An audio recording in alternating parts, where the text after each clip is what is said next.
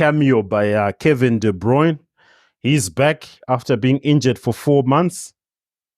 And we saw him score a goal, create an assist against Newcastle. Newcastle is pretty much struggling, as I predicted a few months later, sitting at 10th place. Anyone watch the games over the weekend? I guess the answer is no with that silence. No, I didn't get a chance. A bit of a hiatus for me for football. After my team's performance, I decided to maybe wait a little bit so that I enter the new year in good spirits. Yeah. And then maybe we can start watching. All right. I think we can talk about Kevin De Bruyne. I think we've watched some of his games. Where do you rate Kevin De Bruyne? Would you say he's the world's best midfielder, or actually the world's best midfielder in the last 5 years with Man City's dominance? Would you say he's one of the world's best midfielders, or you wouldn't rate Kevin De Bruyne? I think I'll definitely put him up there, basing on his consistency.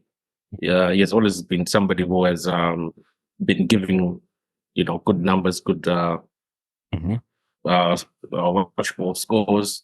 So good stats rather. So yes, I think I would put him up there. And in the history of the Premier League, we've had people like Patrick Vieira, Roy Keane. You've got your Frank Lampard, Steven Gerrard.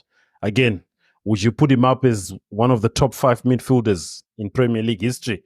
If it's all said and done, if he keeps this pace, I'll think he'll overtake some of those great midfielders, in my personal opinion. And I don't support Man City. Yeah, I think, like you said, Captain, if he keeps the trajectory, yes, he will get to the likes of Patrick. But it's a steep mountain to climb, because those guys were just, legends, huh? at their own level. Oh, come on, guys. This guy has won how many Premier Leagues now? I think it's 4 or 5 Premier Leagues. He's won the Champions League. He's created some of the best assists in the game. I think he's over. Look, I like Paul Scholes. I like Roy Keane as a Man U fan. But Kevin De Bruyne is just on another level. Yes, they play a different position, but to me, just some of the things he does with the ball, like Newcastle were winning that game. He comes in 20 minutes. Yes. Everything changed in 20 minutes. Just with I think he's still young, and I think there's that element of oh no, he's still young type of vibe that maybe people are very skeptical of putting him up there as yet. Most of these guys that you spoke about spent a lot of years and they perfected their craft during that time, during their career. Mm-hmm. And for him, he has managed to achieve quite a bit, and it is fairly quite young. So I think you're looking at Lampard and you look at him and you say, no, he's still a lighty. Maybe let him play a little bit more. Mm-hmm. But if you want to look at stats and maybe what he's managed to achieve, you'll be surprised that he's probably up there with those guys. Yeah, but just in terms of creativity, he's been at Man City since 2015. He's had, from the stats I'm looking, since 2015 up to now, which is about 8-9 years, he's had 6 seasons with double-digit assists. Right? Yeah. So it comes back to that comment that Tina's made the other time. You see, with these new generation, athletes, you find that because of the sports science included in there, you find that their technique, their strategy, it's completely different to the old fellas like Patrick Vieira and Lampard. Those guys, they were just pure talent. These guys is talent, including the science in it. Exactly. So when we talk of Patrick Vieira or Lampard, we're talking of just pure talent, You guys are stuck in your ways, man. Like you guys, man. Anything new, you just don't want to agree that Now you're being about sports science. No, we have to We give, are we have to agreeing. give these guys some Come time, on, you know. come on, guys. Come We on, have to guys. give Come these on. guys some time. Come on.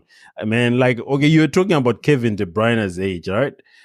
He's 32 years old. What more do you want him to do? He's not young anymore. 32 in football. I think he's left with 2 to 3 more good years. I think, of course, maybe he plays midfield. Midfield is not taxing on the body. But okay, let's say 4 years. Are you telling me in 4 years, when he's 36, when it's all said and done, if he keeps this pace of 15, 16 assists, 9 goals a season, which is, even better than what Gerrard and Lampard were doing. I know Lampard was scoring 20 goals, but I'm telling you about assisting, changing the game, controlling the pace of the game. I thought he was younger than that. No, he's That's what 32. I thought as well. Yeah. He's 32. So you guys are not. Yeah. Jeez, I thought he was like 28 or No, Jeez. Yeah. he's That 32. definitely changes the conversation, eh? Yeah. yeah. So if yeah, because he is still falls within the bracket of what do you call Gen what? Gen Z.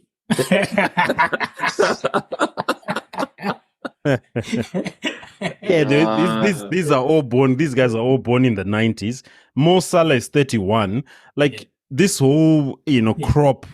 After the next 3 years, they won't be the best players anymore. We'll be talking of other players, your Mbappe's, your whoever, Garnacho's, your Jude Bellingham's. Those are the ones coming on now. So, with all said and done, I know you guys might want, to defend. As I said, I spoke about Roy Keane. I spoke about Patrick Vieira. At the end of the day, the stats which Kevin De Bruyne is pulling up, they're a bit But here you're looking at different. You've spoken about different. What you call times. The Roy Keanes and the Vieiras would fall under one, wouldn't they? And then the Gerrards, the Lampards, the Scholes. Well, Scholes kind of overlaps